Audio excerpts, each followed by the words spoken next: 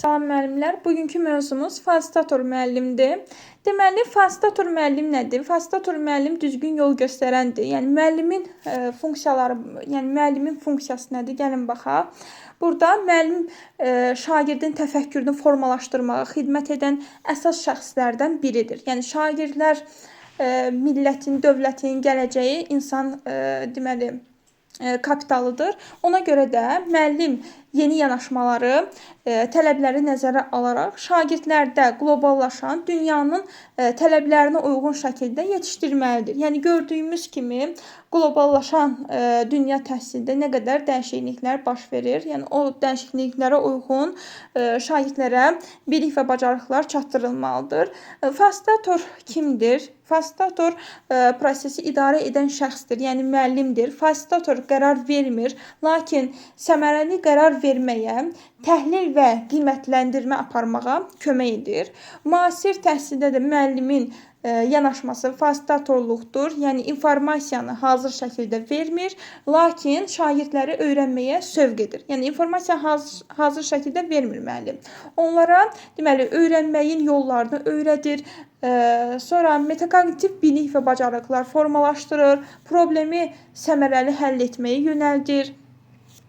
Bir sözlə scaffolding edir. Yəni Vygotsky'də sosial inkişaf nəzəriyyəsində inşallah keçəcəyik bu dərsim tam belə deyək də geniş formasında. Deməli, bəziləri yanlışlıqla belə deməli düşünürlər ki, əgər fasilitator prosesi kənardan izləyib idarə etməklə məşğuldursa, deməli onun fəaliyyəti passivdir. Yəni bəziləri hətta düşünürlər ki, fasilitasiya etmək prosesi uzaqdan sadəcə müşahidə etməkdir. Təcrübələr göstərir ki, yəni müəllimlərin çoxu şagirdi yönəltmək deyəndə materialı şagirdə verib, heç bir izafə kömək etmədən bu materialı sərbəst şəkildə öyrənməli olduğunu deməli düşünür. Əslində deməli bu tamamilə yanlışdır. İnsanı yönəltmək, ona informasiyanı hazır şəkildə verməkdən daha faydalıdır. Yəni insanı yönəldən zaman fasilitator bacarıqları işə düşünür. Hər bir müəllimin özündə fasilitasiya bacarıqları formalaşdırması lazımdır.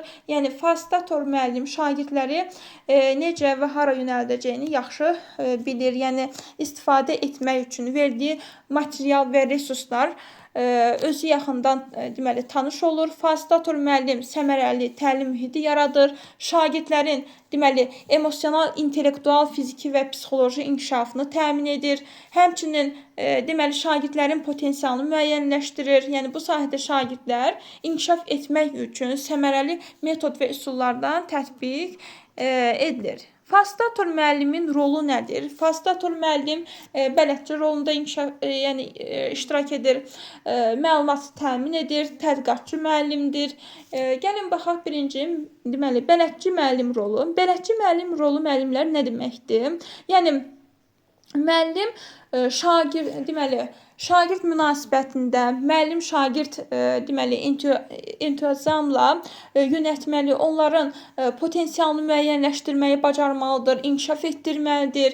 Deməli, bu yalnız təlim formasında, prosesində deyil, həm də məktəbdən kənar fəaliyyətdə də özünü göstərməlidir. Məsələn, şagirdi hər hansı bir proqrama, kursa cəlb etməklə və s. əlaqəlidir. Deməli, məlumatla təmin edən nədir? Məlumatla təmin edən, yəni müəllim müasir dövrdə öz fənni, texnologiyalarla, dünyada baş verən yeniliklərlə tanış olmalıdır, şagirdləri yönəltməlidir və burada da fasilitator müəllim rolunda çıxış etmiş olur. O şagirdin dünya görüşünü, savadını, təhsilini inkişaf etdirən, sonra genişləndirən şəxs olmalıdır. Əsas məsələ yəni burada necə etməkdədir. Yəni belə ki, müəllim şagirdləri öyrənilən məzmunla bağlı müxtəlif məqsəd yönlü resurslarla təmin edən, yəni məqsədə çatmaq üçün əlverişli olurlar. Məsəl üçün müəllimlər texnologiyadan, yəni öz üzərlərindən işləməlidirlər, yeni ixtisaslaşmış belə deyək də ixtisas artırma eləyirlər. Sonra məsələn deyək də, yeni biliklərə nail olurlar ki, şagirdlərə düzgün yol göstərsinlər, yeni biliklərlə bilikləndirsinlər də. Tədqiqatçı müəllim nədir? Tədqiqatçı müəllim də daim şagirdləri təqdim etməlidir, tədqiq etməlidir burada. Onları tanımağa çalışmalıdır. Şagirdlər məktəbdə müxtəlif ailələrdən, deməli, şəhərin müxtəlif yerlərindən gəlir. Ona görə də onların məsələlərə yanaşması, təhlil qiymətləndirilməsi fərqli ola bilər. Müəllim şagirdi düzgün yönətmək üçün mütləq onun fikirlərini tanış olmalıdır. Müəllim o vaxt fasilitator rolunda çıxış edir ki, o deməli mühazirə tipli dərs formasında çıxır və dərslərdə interaktiv təlim metodları, layihə əsaslı, problem əsaslı öyrənmə və s. tətbiq edir. Yəni bundan əlavə də deməli müəllim düşüncələrində, dərsin yanaşmasında dəyişiklik etməlidir. Burada əsas məqamlardan biri də şagirdin informasiyanı hazır şəkildə ötürməməsidir. Sonra gəlir, səmərəli fasilitator olmaq üçün müəllim hansı fəaliyyətləri icra etməlidir? Deməli, səmərəli fasilitator olmaq üçün nələrdən istifadə olunur? Təlim nəticələrini şagirdlərə əvvəlcədən paylaşın. Sonra şagirdlərin məqsəd və maraqları ilə tanış olun. Şagirdlərinizi cəlb edin. Şagirdlərdə deməli təlim nailiyyətlərinin maraq oyatmaq, deməli sinif otağında kənar çıxın. Bunlar aiddir. Gəlin baxaq. Deməli, təlim nəticələrini şagirdlərdə əvvəlcədən paylaşın.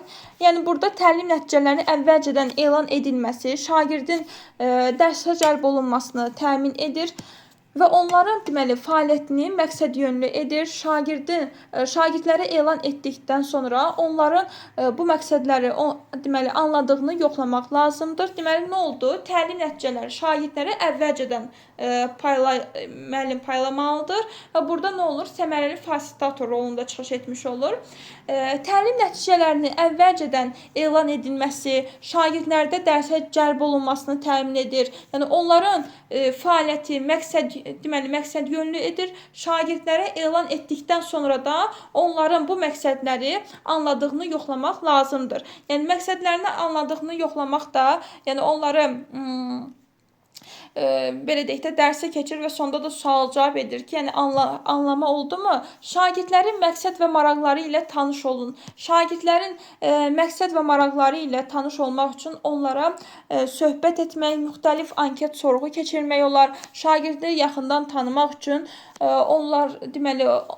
onlarla həm münasibət, həm də təlim fəaliyyətləri daha maraqlı qurmağa kömək edəcək. Yəni siz onların maraq dairəsinə, məqsədinə, gözləntilərinə uyğun deməli fəaliyyətlər müəyyənləşdirə bilərsiniz.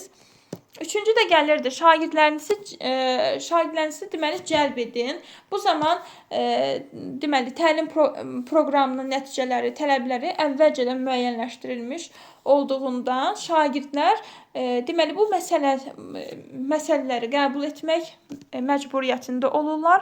Şagirdlərdə təlim fəaliyyətlərinin maraq oyatmaq, onları deməli prosesi cəlb etmək üçün müəllimlər şagirdlərə deməli danışaraq necə məşğul olmaq istədiyini müəyyənləşdirə bilməlidirlər. Deməli, bunlar dərsin məqsədinə mane olmadan planlaşmada kiçik korrektlər etməklə şagirdləri dərsə cəlb olunmasını təmin edir. Sonra gəlirdi, sinif otağında kənara çıxın.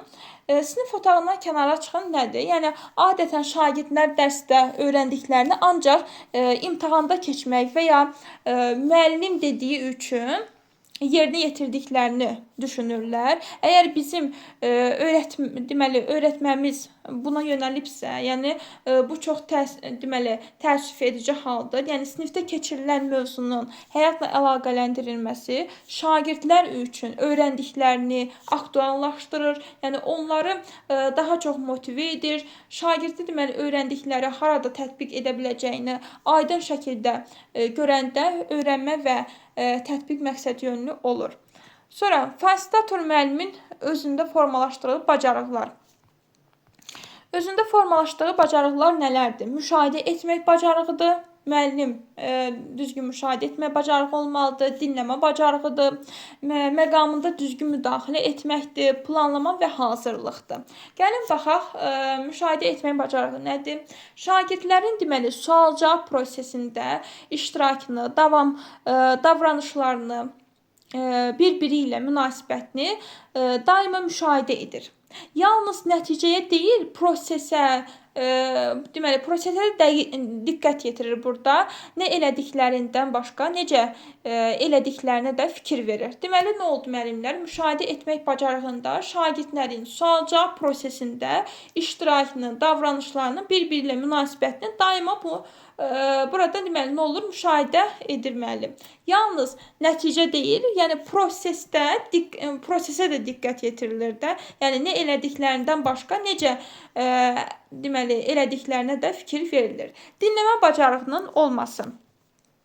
Müəllim şagirdi yalnız eşitmək istədiyi cavabı almaq üçün deyil, ümumiyyətlə, yəni onların nəyə, necə cavab verdiklərini dinləməlidir. Yəni şagirdləri nəinki sual-cavabda dinləmək, onları müəyyən prosesdə işləyən zamanda, məsələn, qrup işi zamanı sakitcə yaxınlaşıb şagirdlərin müzakirələrini dinləmək lazımdır. Yəni bu cür dinləmələr zamanı şagirdin nəyi öyrənib öyrənmədiklərini müəyyənləşdirmək daha asan olur. Yəni bunu şagirdə hiss etdirmədən etmək tövsiyə olunur. Dinləmə bacarığı, yəni düzgün inkişaf etməlidir. Və şagirdlərin məsəl üçün deyək ki, dərs çalışarkən onları dinləməlisiniz, necə çalışırlar, edirlər və bunu şagirdlərə hiss etdirməməlisiniz. Sonra gəlir, məqamında düzgün müdaxilə etmək bacarığının olması.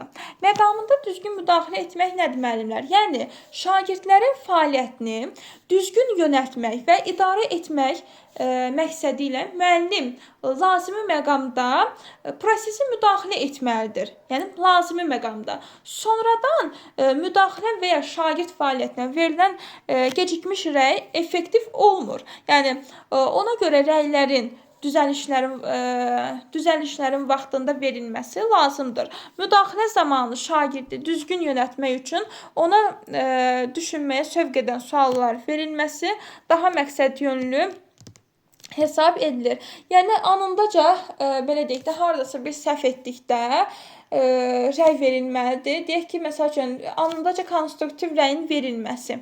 Yəni ki, əgər üstündən keçilsə, yəni o ittibatdır. Amma anındaca səhv düzəldilsə və gələcəkdə o daha da böyük səhvlərin qarşısına alınmış olacaq. Sonra sonuncu planlaşma və hazırlıq.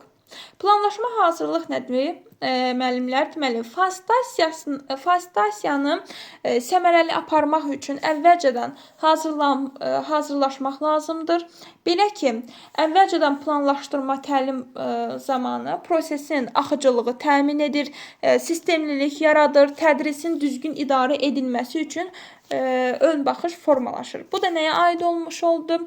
Planlaşma və hazırlığa. Bugünkü dərsimizdə müəllimlər bu qədər. Sağ olun. Gələn dərslərdə görüşərik.